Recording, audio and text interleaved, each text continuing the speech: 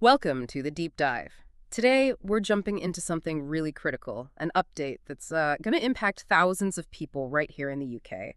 We've been looking through all the latest reports, government announcements, the lot, really, to understand a major change coming to the state pension system. Okay, let's unpack this.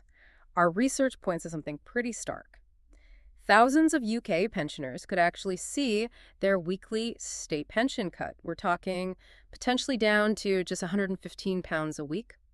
And that's expected to start hitting in the latter part of 2025. Yeah, and when you compare that 115 to the full new state pension rate, which, is projected to be around 218, maybe 218 pounds 15 a week in 2025, it's a huge difference. It really is. So our mission today, well, it's simple. We want to get clear on who exactly is affected by this, understand why it's happening, and crucially, talk about what steps you can take right now. Because if you rely on the state pension, or maybe you know someone who does, this is definitely something you need to know about. Absolutely. And what's fascinating here, I think, is how this change really throws a spotlight onto national insurance contributions, NI contributions.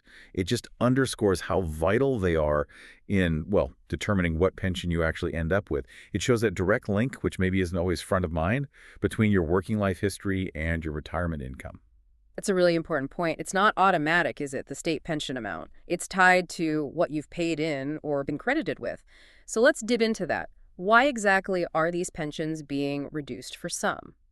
Our research shows it really boils down to those national insurance contributions, or rather, a lack of them for some people. To get the full new state pension, you need, 35 qualifying years? That's right, 35 years. And a qualifying year is key here. It doesn't just mean you worked a bit. It means you earned over a certain threshold and paid NI, or you received NI credits. Things like caring or periods of unemployment can give you credits that count. Okay, so 35 years for the full whack. What about people with fewer years? Well, this is where it gets serious. If you have fewer than 10 qualifying years, you might not get any state pension at all. Wow, okay. And for those who fall somewhere in between, say, 10 and 34 years, they get a reduced amount. It's proportional. And that's where this figure, around 115s a week, seems to be emerging as its sort of basic rate for those quite a bit short of the 35 years. And 115. That specific figure feels like it might push people towards needing other benefits. Is that part of the thinking? Well, that's certainly an outcome. Whether intended or not, it potentially shifts reliance from the contributory pension system towards means-tested support like pension credit. It changes the dynamic. Right. So what's the official line? Why is this happening now? Well, the Department for Work and Pensions, the DWP, their stated rationale is about fairness. They argue it aligns pension benefits more closely with what people have actually contributed over their working lives. And, there's undoubtedly pressure. We see this globally. Aging populations, more retirees, pressure on social welfare budgets. It's about long-term sustainability, they say. Okay. Sustainability and fairness based on contributions. But there are criticisms, right? Oh, definitely. This raises a really important question, and critics are quite vocal. They argue this change disproportionately hits people on lower incomes, part-time workers, Right. and particularly women and carers, who often have gaps in their employment records precisely because of those life circumstances. They might not have easily accrued those 35 years. So it's a real tension between the system's financial footing and the impact on potentially vulnerable groups. Exactly. And our role here is just to lay out those different perspectives that are coming through in the sources, not to, take a side. Understood. So given all that, the big question for listeners is probably, okay, what about me? How do I figure out where I stand? So what does this all mean for you? The good news is you can check pretty easily. We strongly recommend going to the official gov.uk website. There's an online tool there to check your state pension forecast. It's essential. Yeah, and it's really useful. It tells you your estimated pension amount based on your current record. It shows how many qualifying years you actually have right now. And importantly, it gives you information on how you might be able to increase your pension if it looks like it'll be lower than you hoped. Takes just a few minutes usually. Exactly. Really worthwhile if you're getting anywhere near retirement age or even just doing some long-term financial planning. And if that forecast does show a lower amount, perhaps significantly lower, there are things you can potentially do. One key action is looking into making voluntary national insurance contributions. You can basically buy back some missing years. Buy back years. How does that work? Well, you pay a lump sum or set up payments to fill gaps in your NI record. But, and this is crucial, you need to act promptly. There are usually deadlines. Typically, you can only pay for gaps in the last 6 tax years, so you can't suddenly fill a gap from 20 years ago. Okay, so timing is really important there. Very important. And beyond voluntary contributions, it's also worth checking eligibility for things like pension credit. That's a separate benefit designed to top up the income of lower-income pensioners, or potentially other benefits too. Right. And you mentioned something about pensioners living abroad. How does this affect them? Yeah, if we connect this to the bigger picture, UK pensioners living in certain countries have their state pension frozen. It doesn't increase each year like it does for people in the UK or in countries with reciprocal agreements. So if someone living in, say, Canada or Australia has a frozen pension and they didn't quite get their 35 years of NI contributions before leaving the UK, well, this reduction could hit them even harder. It's like a double whammy. Gosh, that really complicates things for expats.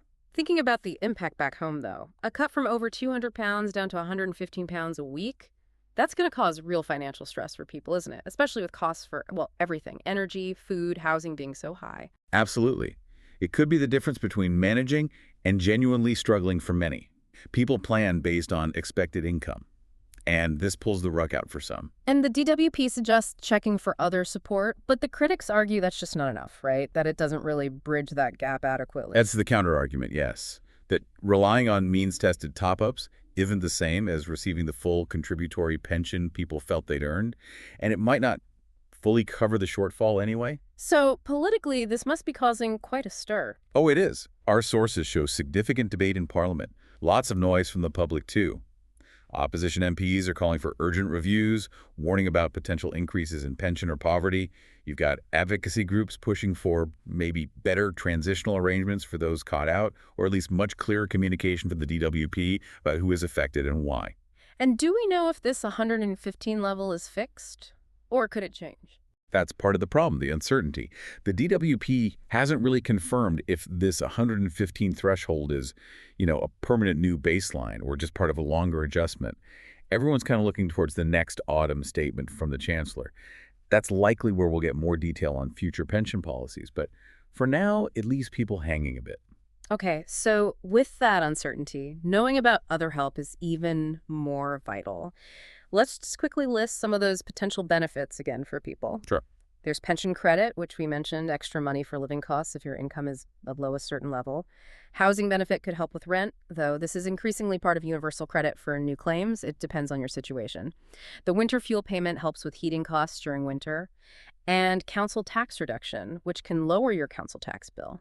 Eligibility depends on your local council's scheme. All worth investigating. Definitely. The best advice is always to check with your local authority or the DWP directly, based on your own income and circumstances. So, summing up then, what are the immediate actions you, the listener, should consider taking?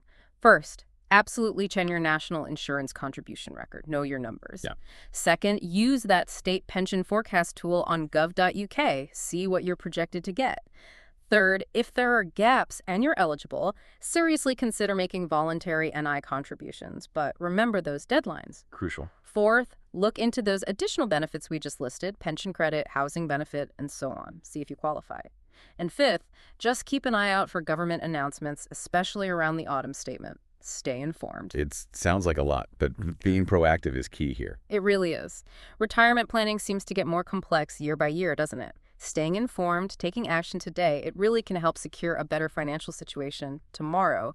Understanding these changes, even if they seem complicated, is just so important. We hope this deep dive has helped clarify things and given you a clear path forward. Definitely. And perhaps the final thought is, this isn't just about a number, the 115 or 218 pence. It's really a stark reminder, isn't it? A reminder of how the whole landscape of retirement planning is evolving.